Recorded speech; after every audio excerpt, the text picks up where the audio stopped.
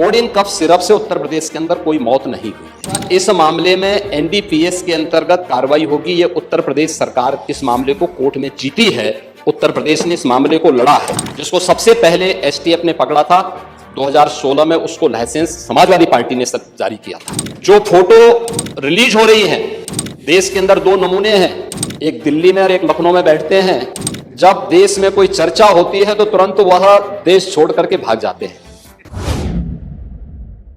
अध्यक्ष जी, प्रश्न क्या है और मुद्दे क्या उठाए जा रहे हैं?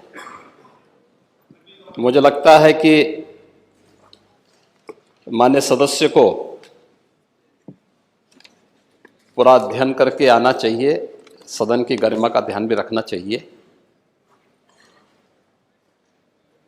लेकिन मुझे इसलिए भी खड़ा होना पड़ा है क्योंकि नेता विरोधी पक्ष ने सदन की कार्रवाई प्रारंभ होते ही इस मुद्दे को उठाया और आपने भी उसको छेड़ा है। लेकिन मैं आपके छेड़ने की स्थिति को अवश्य आपकी इस मजबूरी को जान सकता हूं, जिसके बारे में एक छोटी सी कहावत है कि चोर की दाढ़ी में तिनका।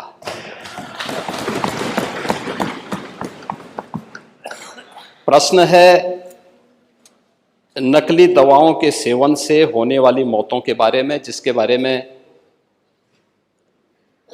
उनको उत्तर दिया गया है कि इस प्रकार के कोई भी प्रकरण अभी तक उत्तर प्रदेश सरकार के संज्ञान में नहीं है। दूसरा, समय समय पर इस दिशा में खाद्य सुरक्षा और औषधि प्रशासन विभाग के द्वारा छापेमारी की कार्रवाई भी होती है। उत्तर प्रदेश के अंदर कोडिन कफ सिरप के मामले में, जिसको नेता विरोधी दल, मैं तो ये मानता था कि उम्र के चौथे पड़ाव पर व्यक्ति सच बोलने का आदी कम से कम इस उम्र में तो होगा ही, लेकिन इस उम्र में भी इस समाजवादी उनको झूठा बुलवा देते हैं।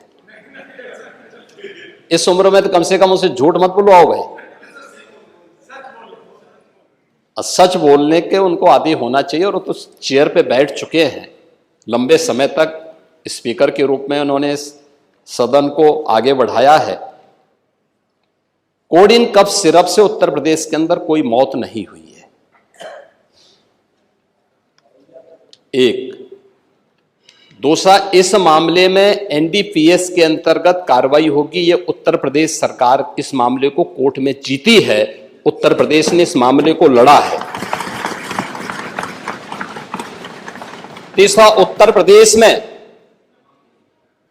इसका जो सबसे बड़ा होलसेलर, जो बड़े होलसेलर हैं, जिसको सबसे पहले एसटीएफ ने पकड़ा था 2016 में, उसको लाइसेंस समाजवादी पार्टी ने जारी किया था।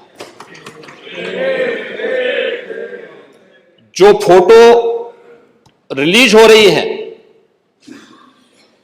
देश के अंदर दो नमूने हैं, एक दिल्ली में और एक लखनऊ में बैठते हैं। जब देश में कोई चर्चा होती है तो तुरंत वह देश छोड़ करके भाग जाते हैं।